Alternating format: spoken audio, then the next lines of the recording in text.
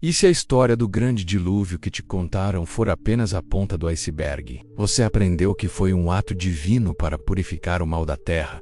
Mas e se o verdadeiro alvo não fosse o pecado, e sim a competição? E se as águas não vieram para apagar a maldade, mas para apagar uma civilização genial, sofisticada e talvez mais avançada do que a nossa jamais sonhou ser? A história da humanidade pode não ser uma linha reta de progresso, mas um ciclo de ascensão e queda. E nós somos apenas a última cultura a sofrer de uma amnésia profunda, vivendo sobre os ossos de um passado que fomos forçados a esquecer. Sim, as evidências sugerem que a humanidade e os animais podem não ter sido as únicas vítimas. Quando um conto não é apenas uma história isolada, mas um eco que ressoa em mais de 200 culturas diferentes, ele deixa de ser um mito e se torna uma memória coletiva de um evento real. Na antiga Mesopotâmia, o épico de Gilgamesh nos fala de Utnapishtim, avisado por um deus para construir um imenso barco e salvar a semente de todas as coisas vivas de uma inundação devastadora. Na Índia, os textos védicos contam sobre Manu, que foi salvo por um peixe gigante, um avatar do deus Vishnu, que o guiou por águas turbulentas até a segurança. Na Grécia, Deucalião e Pirra sobrevivem à fúria de Zeus dentro de um grande baú de madeira. Os nomes mudam, os deuses variam, mas o enredo central é assustadoramente o mesmo. Um aviso divino, um sobrevivente escolhido, a preservação da vida e um mundo completamente novo após o cataclisma. Essa repetição em culturas que nunca tiveram contato não pode ser coincidência, é um testemunho. Mas se o dilúvio foi um evento real e global, a primeira evidência não estaria em livros, mas na própria Terra, e ela existe, em uma escala que desafia a imaginação. Este lugar se chama Chanaliskablandis, no estado de Washington, Estados Unidos da América. Parece a superfície de Marte.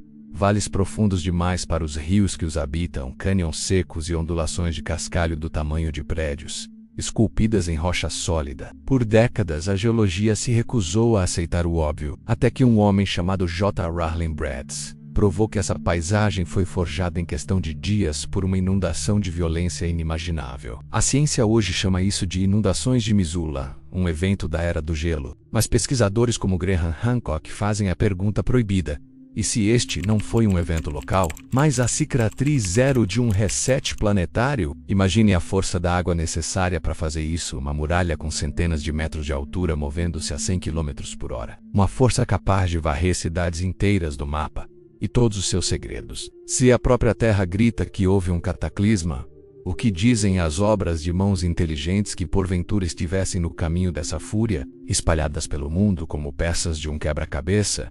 Existem estruturas que desafiam a nossa linha do tempo oficial. Megálitos que simplesmente não deveriam existir. Em Göbekli Tepe, na Turquia, temos o que talvez seja o maior enigma arqueológico do planeta. Datado de quase 12.000 anos. 7.000 anos antes das pirâmides. Este complexo de templos foi construído por um povo que, segundo a história, eram apenas caçadores-coletores. No entanto, eles extraíram, transportaram e ergueram pilares de calcário de 20 toneladas, decorados com esculturas de uma sofisticação impressionante. Göbekli Tepe sugere que uma sociedade complexa, com religião e engenharia, existiu muito antes da invenção da agricultura, invertendo a lógica de como a civilização deveria ter se desenvolvido. Viajamos para os Andes, na Bolívia, a quase 4.000 metros de altitude. Lá encontramos as ruínas de Pumapunku. O que vemos aqui beira o impossível para a tecnologia atribuída à cultura local. Blocos do andesito,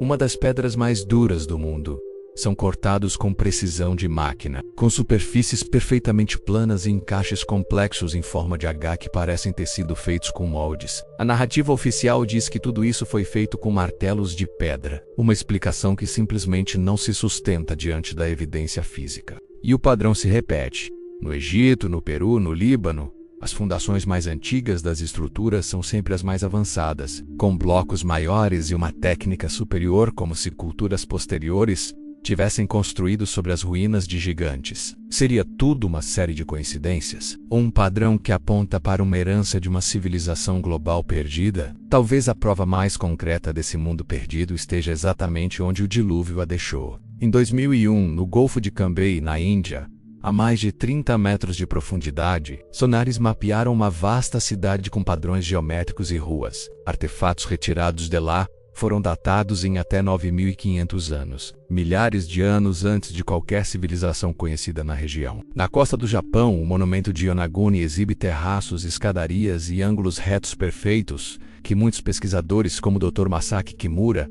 insistem em serem artificiais. Essas cidades não foram lentamente cobertas pelo mar. As grossas camadas de sedimento indicam que foram atingidas subitamente por um evento violento, a hipótese do impacto do cometa Younger Dryas, há cerca de 12.800 anos. Oferece um mecanismo para isso: o derretimento de mantos de gelo causando mega tsunamis e uma elevação catastrófica do nível do mar, não uma enchente. Um evento de extinção que afogou o mundo costeiro. Mas a evidência mais poderosa, a que realmente nos assombra, não é a pedra ou a cidade afundada. É algo intangível, mas que sobreviveu ao tempo como um fantasma na máquina da nossa civilização: o conhecimento.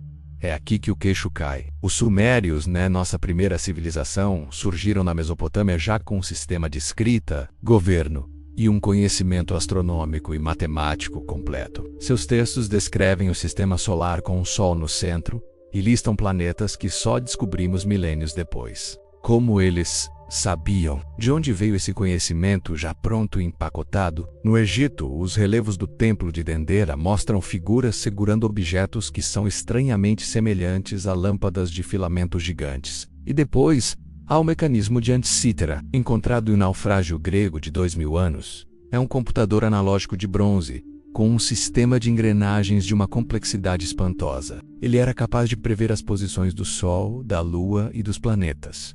E sua complexidade só seria igualada novamente mais de 1.000 anos depois. A pergunta óbvia é: de qual tradição científica esquecida ele era o herdeiro? Pense nisto.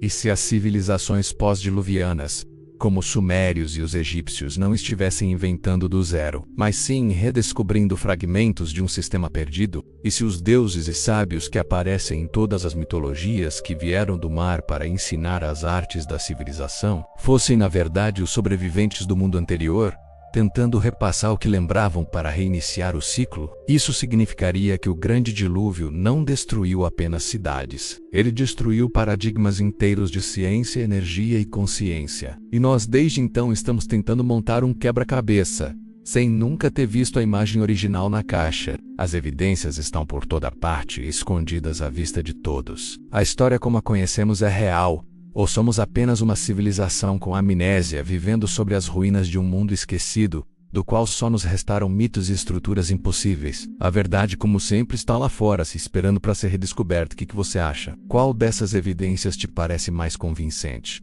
Deixe sua teoria nos comentários. Não se esqueça de curtir e se inscrever para continuar desvendando os segredos das nossas origens. Mantenha a mente aberta. Até a próxima.